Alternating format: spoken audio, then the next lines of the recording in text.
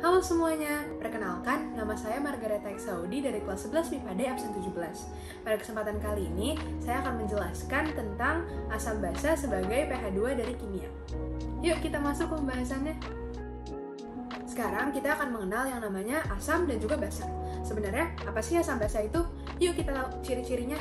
Yang pertama, kalau asam itu rasanya masam seperti namanya, sedangkan kalau basa itu rasanya pahit. Berikutnya, kalau dari segi teksturnya, asam punya tekstur yang keset, sedangkan kalau misalnya basa itu teksturnya licin.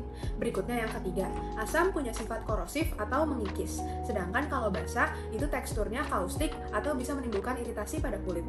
Berikutnya dari segi pH, dari asam itu pH-nya kurang dari 7 dan basa itu lebih dari 7. Untuk gimana cara ngitungnya, nanti kita akan pelajari. Berikutnya, untuk kertas lakmus yang nanti juga akan kita pelajari lebih lanjut. Kalau untuk asam, kertas lakmus akan berubah menjadi merah, sedangkan untuk basa, kertas lakmus akan berubah menjadi warna biru. Yang terakhir, asam dan basa bisa dicampur untuk menjadi netral, artinya asam bisa menetralkan basa dan juga basa bisa menetralkan asam. Berikutnya, kita akan mengenal sedikit mengenai teori-teori dalam asam basa.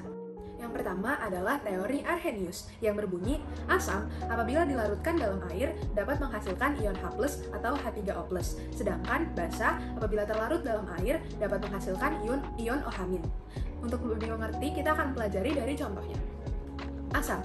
Contoh yang pertama adalah HCl yang apabila diionkan akan menghasilkan H+ plus Cl-.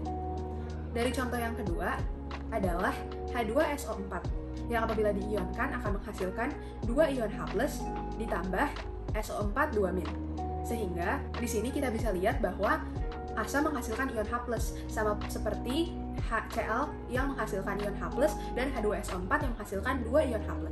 Berikutnya contoh untuk basa. Yang pertama adalah NaOH yang diionkan menjadi Na+ ditambah OH-. Yang kedua adalah CaOH2 yang diionkan dapat menjadi Ca2+ ditambah 2 ion OH-. Nah, di sini juga kita bisa lihat bahwa basa menghasilkan ion OH-, sama seperti NaOH yang menghasilkan ion OH- dan CaOH2 yang menghasilkan 2 ion OH-. Berikutnya, yang kedua adalah teori Bronsted-Lowry. Dalam teori ini, asam adalah yang mendonorkan proton atau ion H+, sedangkan basa adalah yang menerima proton atau ion H+. Dalam teori Bronsted-Lowry ini, terdapat yang namanya pasangan asam-basa konjugasi, yang ciri-cirinya adalah yang pertama, memiliki perbedaan 1 ion H+, yang kedua, yang punya lebih banyak ion H+, adalah yang asam, sedangkan basa artinya yang punya lebih sedikit ion H+. Dan yang ketiga, untuk di sebelah kiri adalah asam atau basa, dan di sebelah kanan adalah asam konjugasi maupun basa konjugasi. Seperti yang tadi, untuk lebih mengerti, kita akan pelajari dari contohnya. Contohnya adalah HF ditambah H2O yang bereaksi setimbang menghasilkan H3O plus dan juga F-. Dari sini kita lihat balik ke ciri dari pasangan asam basa konjugasi. Untuk ciri-ciri yang pertama, yang memiliki perbedaan 1 ion H+. Artinya, HF akan berpasangan dengan F- karena berbeda 1 ion H+. Sedangkan H2O juga akan berpasangan dengan H3O+, karena sama-sama berbeda 1 ion H+. Berikutnya, kita akan melihat dari ciri-ciri yang kedua, yaitu yang punya lebih banyak ion H+ adalah asam. Dari pasangan kita yang pertama, yaitu HF dan juga F- yang memiliki lebih banyak H+ adalah HF. Berarti HF adalah asam dan F- adalah basa. Dan untuk pasangan kita yang kedua, yaitu H2O dan H3O+, yang memiliki ion H+ lebih banyak adalah H3O+, artinya itu adalah asam, sedangkan H2O adalah basa. Nah, untuk ciri-ciri yang ketiga, di sebelah kiri adalah asam atau basa. Artinya HF adalah asam dan H2O adalah basa, seperti yang telah kita tentukan sebelumnya. Sedangkan untuk yang kanan adalah asam konjugasi atau basa konjugasi. Artinya, H3O+ yang tadi kita sudah tentukan sebagai asam adalah asam konjugasi. Sedangkan F- yang sebelumnya kita tentukan sebagai basa karena berada di sebelah kanan juga adalah basa konjugasi. Di sini supaya lebih jelas yang tadi telah kita tandakan, kita tulis sebagai pasangan asam basa konjugasi. Teori yang ketiga adalah teori Lewis, yang berbunyi asam menerima pasangan elektron bebas, atau disebut juga sebagai akseptor PeB, sedangkan basa mendonorkan pasangan elektron bebas, atau disebut juga sebagai donor PeB. Dalam teori asam basa Lewis, di sini menggunakan ikatan kovalen koordinasi. Untuk lebih jelasnya, kita akan kembali mempelajari pada contohnya. Contoh di sini adalah BF3 ditambah NH3 akan menghasilkan BF3NH3. Nah, bagaimana ini bisa tergolong sebagai teori asam basa Lewis?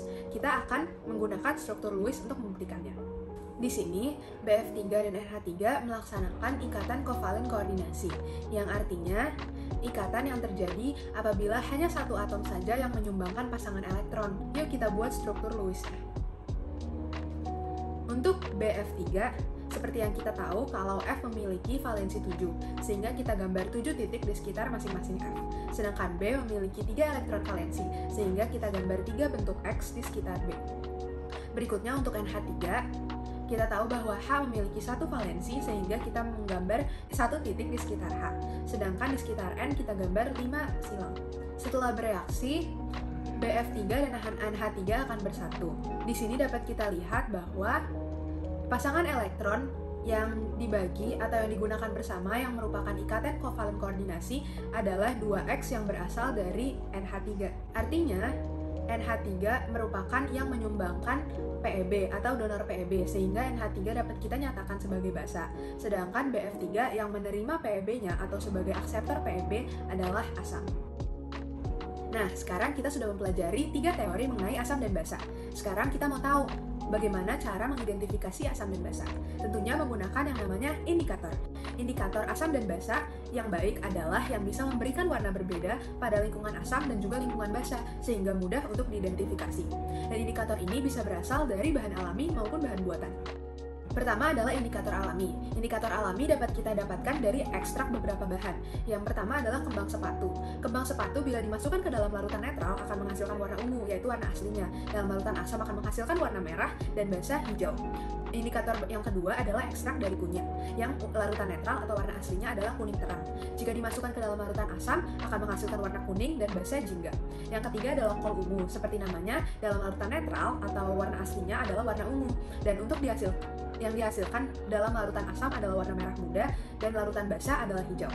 Untuk yang terakhir yaitu kulit manggis, yang dalam larutan netral berwarna ungu kehitaman, sedangkan dalam larutan asam berwarna coklat kemerahan, dan dalam larutan basa berwarna biru kehitaman.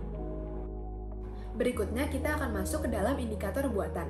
Indikator buatan yang pertama adalah kertas lakmus. Kertas lakmus ini berwarna merah dan biru. Bentuknya panjang seperti yang tertera pada gambar. Nah, untuk menggunakannya, kertas lakmus ini dicelupkan ke dalam larutan. Untuk larutan netral, warnanya akan tetap merah untuk yang tadinya merah dan biru untuk yang tadinya biru. Sedangkan kalau asam, yang tadinya merah tetap berwarna merah dan berwarna biru berubah menjadi warna merah, seperti yang tertera dalam gambar di atas. Sedangkan jika dimasukkan ke dalam larutan basa, yang berwarna biru akan tetap berwarna biru dan yang berwarna merah akan berubah menjadi warna biru, seperti gambar di atas. Indikator buatan yang kedua adalah indikator universal. Yang ini dapat digunakan untuk menentukan pH larutan, berbeda dengan lakmus tadi yang hanya bisa menentukan sifat dari larutan netral, asam, dan basa. Nah, untuk menggunakan indikator universal seperti ini, kita akan mencelupkannya ke dalam larutan. Berikutnya, warna yang dihasilkan dari dalam larutan itu akan dicocokkan dengan acuan pH yang sudah terdapat dalam paketnya, seperti yang terdapat dalam gambar di samping. Nah, untuk indikator buatan yang ketiga adalah pH meter. Yang ini merupakan alat digital yang sama seperti indikator universal dapat mengukur pH dari sebuah larutan. Caranya bagaimana? Caranya adalah kita akan mencelupkannya ke dalam larutan dan hasil dari pengukuran tersebut dapat langsung terlihat karena tertera dalam alat itu, seperti yang terlihat pada gambar. Indikator buatan yang keempat adalah beberapa bahan-bahan kimia. Yang pertama adalah methyl orange yang mempunyai trayek pH 2,9 sampai 4,0 dengan perubahan warna merah sampai kuning. Yang kedua methyl merah dengan trayek pH 4,2 sampai 0,3 dan perubahan warna merah sampai kuning. Yang ketiga adalah bromtimbol biru dengan trayek pH 6,0 sampai 7,6 dan perubahan warna kuning sampai biru. Berikutnya ada bromkresol hijau dengan trayek pH 3,8 sampai 5,4 dengan perubahan warna kuning sampai biru. Dan yang terakhir ada phenolphthalein dengan trayek pH 8,3 sampai dengan 10,0 dengan perubahan warna transparan atau tidak berwarna sampai merah. Nah, karena di sini caranya agak abstrak, kita akan coba untuk belajar menggunakan contoh. Nah, contohnya, kita punya larutan yang berwarna kuning bila dimasukkan ke dalam methyl orange, jingga dalam methyl merah, hijau dalam bromtimbol biru, biru dalam bromkresol hijau, dan transparan dalam phenolphthalein. Nah, gimana sih caranya? Oke, kita akan mempelajarinya. Yang pertama, dalam methyl orange dia berwarna kuning, artinya pH-nya adalah lebih dari 4,0. Nah, kita akan tarik dari 4,0 ke samping kanan. Berikutnya akan berwarna jingga bila dimasukkan metil merah. Artinya dia berada di tengah-tengah, merah dan kuning. Ada di tengah-tengah antara pH 4,2 sampai dengan 6,3. Sehingga kita gambar garisnya. Di sini kita gambar sedikit lebih tinggi untuk membedakan. Berikutnya yang ketiga, dalam brong timbul biru dia berwarna hijau. Artinya dia juga di antara kuning dan biru.